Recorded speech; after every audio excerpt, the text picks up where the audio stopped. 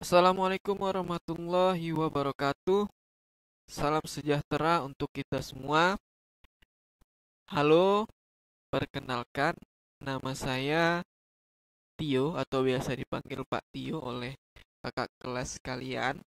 Saya di sini sebagai pengajar IPA untuk kelas 7. Jadi kalian akan saya ajarkan selama 1 tahun ini, 2 semester ini. Pada kelas 7 ini, di semester pertama akan kita pelajari sekitar 6 bab. Nah, pada video pembelajaran ini yang akan kita bahas adalah sebagian dari bab yang pertama, yaitu mengenai objek IPA dan pengamatannya. Nah, berbicara mengenai IPA, tentu di kelas 6 SD maupun di SD dari awal, itu sudah dipelajari IPA. Sebenarnya, apa sih itu IPA? Nah, IPA itu ternyata adalah ilmu yang mempelajari segala sesuatu yang ada di sekitar kita. Jadi kalau misalnya kita mempelajari tentang kayu, nah itu berarti tentang IPA. Kita mempelajari tentang plastik, nah berarti kita mempelajari tentang IPA. Jadi segala sesuatu yang ada di sekitar kita, jika kita pelajari, itu juga disebut IPA. Nah, siapa yang biasanya sering menggunakan IPA ini dalam kehidupan sehari-hari? Semua orang pasti melakukan IPA dalam kehidupan sehari-harinya, terutama ilmuwan atau saintis. Mereka pasti mempelajari segala sesuatu yang ada di sekitar mereka. Mereka melakukan pemikiran dan lain sebagainya. Sebagai contoh, di sini Bapak akan memberikan gambar komik dari cerita Archimedes, salah satu ilmuwan yang paling terkenal di dalam pelajaran IPA. Jadi pada suatu ketika ada raja baru di Yunani. Nah, raja baru itu dia memperkenalkan dirinya, namanya adalah Hiero. Dan Hiero ini ingin Raja Hiero ini ingin memiliki mahkota emas yang terbuat dari emas murni. Sehingga datanglah seseorang pembuat emas tadi, dia menawarkan bahwa dia bisa membuat mahkota yang terbuat dari emas murni. Sehingga ini mahkotanya akan diberikan kepada Raja Hiero. Tetapi ketika diperiksa oleh asisten dari Raja Hiro, diketahui bahwa mahkota tadi adalah bukan terbuat dari emas seutuhnya. Mereka menduga bahwa itu dicampur oleh sesuatu yang lainnya. Jadi si raja ini merasa dicurangi oleh si pembuat emas tadi. Sehingga raja tadi memanggil Archimedes. Dia minta tolong, coba kamu cari tahulah tentang mahkota saya ini apakah memang terbuat dari emas murni. Nah, kemudian si Archimedes melakukan pengamatan.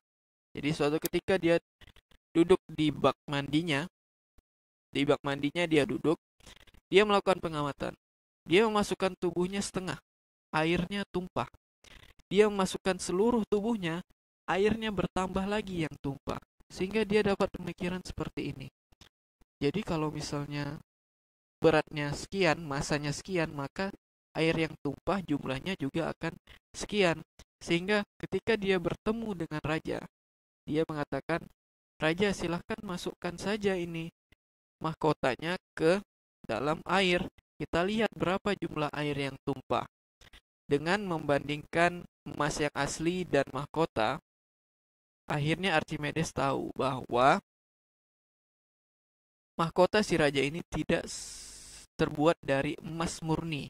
Karena apa? Karena jumlah air yang tumpahnya berbeda. Nah, mahkota raja ini ternyata terbuat dari campuran emas dan sedikit perak. Jadi mereka bercampur sehingga dibuat oleh tukang emas tadi, dan akhirnya tukang emas ini dijatuhi hukuman karena telah menipu raja. Jadi itu adalah contoh bagaimana IPA dilakukan oleh seseorang sehingga dia dapat mengetahui lingkungan ataupun keadaan lingkungan sekitarnya. Nah, dari cerita Archimedes tadi ternyata si Archimedes ini punya masalah, yaitu masalahnya dia ingin tahu bahwa mahkota tadi asli atau tidak. Kemudian untuk mengatasinya dia melakukan pengamatan atau penelitian. Nah, pengamatan atau penelitian itu semuanya yang dilakukan oleh Archimedes itu masuk ke dalam penyelidikan ilmiah IPA. Jadi di IPA ada yang namanya penyelidikan ilmiah. Nah, apa yang dilakukan pada saat penyelidikan ilmiah ini? Yang dilakukan pertama kali adalah melakukan pengamatan. Sama seperti si Archimedes tadi, setelah dia dapat masalah, ingin tahu apakah itu benar-benar emas, dia melakukan pengamatan di tempat mandinya, di bak mandinya. Dia melakukan pengamatan. Pengamatan ini bisa dilakukan dengan melihat, mendengar, mencium, merasa, dan penggunaan panca indera lainnya. Itu pengamatan. Setelah dilakukan pengamatan, maka dilakukanlah pembuatan inferensi. Bagaimana pembuatan inferensi ini? Jadi pembuatan inferensi ini adalah menyambungkan hasil-hasil dari pengamatan. Misalnya, si Archimedes tadi, oh air tumpah ditulisnya. Kemudian badan yang masuk ditambah lagi, oh air tumpah lagi. Jadi dihubungkan, kenapa air bisa bertambah ketika badan masuk? Sehingga Archimedes tadi membuat inferensi yang terdiri dari rumusan masalah, yaitu berupa pertanyaan-pertanyaan, kemudian terdiri dari hipotesis, yaitu berupa jawaban sementara. Jadi kita harus menjawab dulu sementara. Menurut kita nih gimana nih masalah tadi? Jawabnya harus gimana nih? Kemudian setelah kita membuat hipotesis, barulah kita cari ini dari sumbernya. Dari buku kita cari.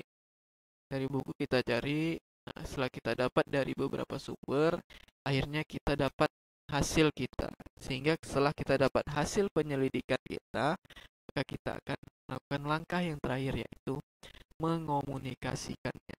Jadi kita bisa menyampaikan hasil kita ke orang lain, sama seperti Archimedes tadi. Kemudian pembahasan kita yaitu mengenai objek yang dipelajari dalam IPA. Penjelasan mengenai apa saja sih yang dipelajari dalam IPA. Jadi kita sudah tahu bahwa IPA itu mempelajari mengenai segala sesuatu di sekitar kita. Baik dari yang paling kecil berupa atom, sampai ke yang paling besar, alam semesta. Semuanya dipelajari dalam IPA. Kemudian kita coba perhatikan sebuah meja ini. Dari sebuah meja ini, kira-kira apa saja sih yang dapat kita ukur dari meja ini? Yang dapat kita ukur misalnya nih, panjang meja, tinggi meja, panjang meja, lebar meja, kemudian massa meja, berapa kilo, kemudian luas meja, ya, itu semuanya bisa kita ukur. Nah, semua yang dapat kita ukur disebut dengan besaran. Jadi, tadi dari sebuah meja ini kita dapat mengukur besaran. Panjang meja, lebar meja, tinggi meja, luas meja, massa meja. Nah, semuanya dapat kita ukur. Jadi, apa sih itu sebenarnya mengukur? Ya, apa itu mengukur? Jadi mengukur itu adalah kegiatan membandingkan suatu besaran yang ingin kita ketahui nih ukurannya dengan kita bandingkan dengan besaran sejenis yang digunakan sebagai satuan. Satuan ini acuan, ya. Contoh, kita menemukan ranting pohon di tengah jalan. Kita ingin mengukur nih berapa panjang dari ranting pohon ini. Kita ingin mengukur besaran panjangnya. Berapa sih besaran panjangnya? Kita tidak punya penggaris, sehingga kita hanya bisa menggunakan jari tangan kita. Kita ukur semuanya ini. Bisa tidak terukur? Tentu saja bisa kita ukur panjang dari ranting ini dengan jari kita dengan mengukur satu jari, dua jari, sehingga ada berapa jari panjang dari rating ini. Kemudian ada suatu peristiwa seperti ini. Ada dua orang kakak adik mengukur meja karena disuruh oleh ibunya untuk membuat taplak meja, panjang dari taplak meja.